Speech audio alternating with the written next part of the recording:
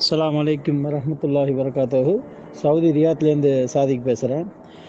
என்னோடய சந்தேகம் என்னன்னு கேட்டிங்கன்னா, இப்போ நம்ம வந்து லொஹரோ இல்லை அஸ்ர் மஹ்ரிப் ஏதோ ஒரு வக்து தொழுகை ஜமாத்தோட தொழுது முடிச்சிட்டோம். இப்போது தொழுது முடிஞ்சதுக்கு பிறகு ஒரு மனிதர் வந்து இக்காமத்து கொடுத்து தனிப்பட்ட முறையில் ஒரு மனிதர் அந்த ஃபர்லான தொழுகை தொழுகிறாரு. தொழுது கொண்டிருக்கும்போது இப்போ அவர் ஒரு ரக்காய் தொழுது முடிச்சிட்டாரு. அவருக்கு நம்ம ஜமாத்து கொடுக்கணுன்னு அவரோட போய் சேர்ந்து நானும் தொழுகிறேன்.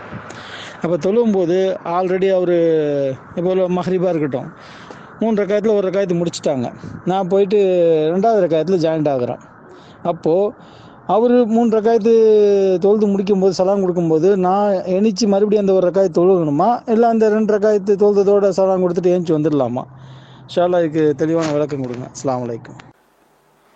அதாவது சாதிக் என்பவர் ரியாத்லேருந்து கேட்குறாரு. ஒருத்தர் வந்து லேட்டாக தொழுகிறாருன்னு வைங்க, ஜமாத்து முடிஞ்சிருச்சு, மார்க்கத்துறை சட்டத்தை விளங்கிட்டால் தான் அந்த கேள்வி நமக்கு விளங்கும். அதாவது பள்ளிவாசலில் ஜமாத்து முடிஞ்சு போச்சு, முடிஞ்ச பிறகு ஒருத்தர் லேட்டாக வர்றார். இந்த லேட்டாக வர்றவருக்கு வந்து ரசூல்லா என்ன செய்கிறாங்கன்னு கேட்டால், அந்த லேட்டாக வந்திருக்கிறாரு இவர் மட்டும் தனியாக தொழுதாருன்னு சொன்னால் ஒன்றுக்கு ஒரு நன்மை தான் கிடைக்கும். இவர் ஜமாத்தில் சேர்ந்திருந்தாருன்னு சொன்னால் அது இந்த வாசனையில் அந்த கருத்து வாசத்தை புரிஞ்சு சொல்றான். இவர் ஜமாத்துல சேர்ந்திருந்தாருன்னு சொன்னா இவருக்கு 27 கிடைச்சிரும். இப்ப அவருக்கு கிடைக்கல. அதனால நீங்க யாராவது இவரோட சேர்ந்து தொழுவுறீங்களா? ஏற்கனவே தொழுதவங்க நீங்களே அவர் சேர்ந்தீங்கன்னு சொன்னா நீங்க அவருக்கு தர்மம் செஞ்ச மாதிரி ஆயிரும். அவர் மட்டும் தொழுதா ஒரு நன்மை, நீங்களும் அவரோட சேர்ந்து ஜமாத் ஆகிட்டீங்கன்னு சொன்னா 27 நன்மை கிடைச்சு போயிடுது. இதை உங்களில் யாராவது செய்கிறீர்களா அப்படின்னு கேட்கிறாங்க. அப்படி கேட்கும் பொழுது அப்ப என்ன செய்யறாங்கன்னு கேட்டா ஒருத்தர் போய் சேர்ந்து தொழுகிறார். அப்ப என்ன நம்ம விளங்குறோம்னு கேட்டா, நம்ம தொழுது முடிச்சுட்டா கூட இன்னொருவருக்கு ஜமாத்தன்மை கிடைப்பதற்காக வேண்டி அவரோட சேர்ந்து நம்ம இன்னொருக்கா தொழுவலாம். அது நஃபிலாகிக்கணும். அவருக்கு கடமையாக நம்ம தான் தொழுது முடிச்சுட்டோமே முதல்லையே, நமக்கு வந்து அது கூடுதல் நன்மையாக தரக்கூடிய நஃபிலாக உபரி வணக்கமாக மாறிக்கணும். இப்படி ஒரு சட்டம் இருக்கிறது. அந்த சட்ட அடிப்படையில தான் இவர் கேள்வி கேட்கிறாரு. என்ன கேட்கிறாருன்னு கேட்டா, ஒருத்தர் வந்து என்ன செய்யறாரு, மகரிபுல வந்து சேர்றாரு. சேரும்போது அவர் ஒரு ரகாத்தை முடிச்சுட்டு என்ன செய்யறாரு, அவர் 2வது ரகாத்துல சேர்றாரு.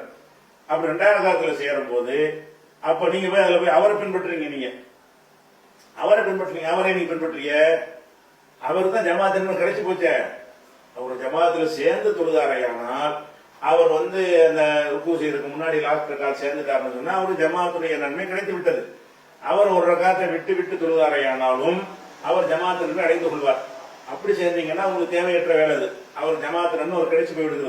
அப்படி இல்லாம இவர் தனியா தான் தொழுகிறார். ஒருத்தர் தனியா தொழுவும் போது அவர் ஆரம்பிச்சுட்டார், தனியா தொழுகிறத ஆரம்பிச்சுட்டார். ஆரம்பிச்சு ஒரு காத்து முடியும் போது நீங்களா என்ன செய்றீங்க, இவர் தனியா தொழுகிறாரு நம்ம கூட போய் சேர்ந்தோம்னு சொன்னா அவருக்கு ஜமாத்து கிடைக்குமே இப்படி சொல்றீங்க. இப்படி செய்வதற்கு மார்க்கத்தில் ஆதாரம் கிடையாது. அது ஸ்டார்டிங்லேயே வரணும். ரசூல் ஸல்லல்லாஹு அலைஹி வஸல்லம் அவர்கள் தொழுதுகிட்டு இருக்கிற ஒரு ஆளை காட்டி அவரோட சேர்ந்து சொல்லல. தவற விட்ட ஒரு ஆள் வர்றாரு, நீங்க சேர்ந்து சொல்லுவீங்கன்னா ஆரம்பம் கடைசி வரைக்கும் சேரணும். அப்படி செய்வதற்கு தான் அந்த ஹதீஸ்ல ஆதாரம் இருக்குது. அந்த நான் சொன்ன ஹதீஸ்ல வந்து லேட்டா வர்றாருல, இவருக்கு யார் தர்மம் செய்யறாரு கேட்கறாங்கல்ல, அதோட சேர்ந்து தொழுதாருல, அதுல என்ன வருதுன்னு கேட்டா, தொழுகையை ஆரம்பிக்கும் பொழுது அவருக்கு தர்மம் செய்யறதுங்கிற ஒரு இணைந்து 2 பேரும் சேர்ந்து அப்படி தொழும் பொழுதுதான் அந்த நன்மை கிடைக்கும். அவர் ஒரு ரக்கா தொழு முடிச்சுட்டாரு, தனியா தொழு ஆரம்பிச்சுட்டாரு, இடையில நுழைஞ்ச ஜமாத்தாக்குறது முடியாது. அப்படி உள்ளதுக்கு நமக்கு ஆதாரம் கிடைக்கல. நீங்க போய் சேர்றீங்க தேவையில்லாம. அவர் தான் தனியா தொழுகிறாருல. நீங்க மகரிப் தொழுகை ஆரம்பிக்கிறாரு, அவர் என்ன இருக்கிறாருன்னா மகரிப் தொழுகிறாரு, ஒரு காலத்து முடிஞ்ச பிறகு நான் போய் சேர்ந்து அவர் ஜமாத்த நன்மைக்காக வேண்டி நான் அவருக்கு வந்து ஒத்துழைப்பு கொடுக்குறேன். அவர் 2 காலத்து செலாம் கொடுத்துறாரு, நான் அந்த ஒரு காலத்தையும் சேர்த்து விடணுமான்னு இருக்கிறாரு. உங்களுக்கு தேவையே இல்லையே, இது இப்படி மார்க்கத்துல இல்லையே. மார்க்கத்துல எதுக்கு இருக்கிற தொழுகிறான் எல்லாம் சேர முடியாது. அவர் என்ன சொல்றாரு உங்களுக்கு தெரியுமா, ஜமாத் தொழுகை எதுக்கு அவசியம், கடமைக்கு தான் அவசியம். அவர் சொன்னது கூட சொல்லிட்டு இருப்பாரு. உங்களுக்கு அது என்னன்னு தெரியாம போய் நீங்க அதுல சேர்றீங்க. அவர் அதை விரும்பலை. அவர் ஆரம்பத்தில் அந்த மாதிரி என்ன அவருக்கு இல்லையே. இந்த ஹதீஸ்ல என்ன வருதுன்னு கேட்டா, தொழுது முடிச்ச உடனே ஒருத்தர் லேட்டா வர்றாரு, அவர் நிப்பாட்டி நில்லுன்னு சொல்லி யாராவது சேர்ந்துக்கலாம்னு சொல்லி தொழுகை ஆரம்பிக்கும் போதே ஜமாத் தொழுகையாக ஆரம்பித்து என்ன செய்யறாங்க ரசூல் ஸல்லல்லாஹு அலைஹி வஸல்லம் அதுக்கு சொல்லி நன்மை கிடைக்கும் சொல்லியிருக்கிறாங்க. அதுவும் நீங்க என்ன செய்றீங்கன்னு கேட்டா, அவன் தனியா தொழுவ ஆரம்பிச்சுட்டான், அவன் இஷா தொழுகையில 2 ரக்காத் முடிச்சுட்டான் தனியாக. நீங்க இடையில 2 ரக்காத்தோடு சேர்ந்துக்கிட்டு நான் இவருக்கு ஜமாத் நன்மையை கொடுக்க போறேன்னா இப்படி செய்வதற்கு எப்படி ஆதாரம் அமையுது? தூங்கும் போதே செய்வதற்கு ஆதாரமா இருக்குமே தவிர, அவர் தொழுகைன்னா ஜமாத் தொழுகை தனி தொழுகை 2 தான் இருக்கிறது. இவர் தனித்தொழுகை ஆரம்பிச்சுட்டா தனித்தொழுகை நன்மை கிடைக்க போகுது. இப்ப இவர் பாதி ஜமாத்து இல்லாம அப்படி ஆகும் நீங்க செய்யற வேலையினால. அதனால இதுல போய் நம்ம சேர வேண்டிய அவசியமே கிடையாது. அதனால நீங்க இந்த இன்னொரு ரக்காத்தை எழுதி தொழணுமாங்கிற கொஸ்டின் வராது. நீங்க ஏதாவது விரும்பினா நீங்க தனியா நபிலா தொழுது போங்க. அவருக்கு நன்மை செய்ய நாடுவதாக இருந்தால் அது எப்படி நீங்க நாட வேண்டும்? அவர் முதல்ல தொழு ஆரம்பிக்கிறாரு, நிப்பாட்டுப்பான், நான் உன்னோட தொழுகிறேன் அப்படின்னு சொல்லி சேர்ந்துக்கிட்டீங்கன்னு சொன்னா அப்ப 2 பேரும் 3 ரக்கா தொழ போறீங்க, குழப்பம் வராது. அவர் உங்களை எதிர்பார்க்காம ஜமாத்து நன்மையை நாடாம அவர் பாட்டு தனியா ஆரம்பிச்சு விட்டாருக்கும் போது அவர் பாதி ரக்கா தொழுதுனா நீங்க போய் நுழைஞ்சுக்கிட்டீங்கன்னு சொன்னா அதுல அது நுழைஞ்சு பின்பற்றி தொழுவது உங்களுக்கு கூடணும். நீங்க யாருக்கு பின்னாடி பின்பற்றி தொழுதுக்கலாம்.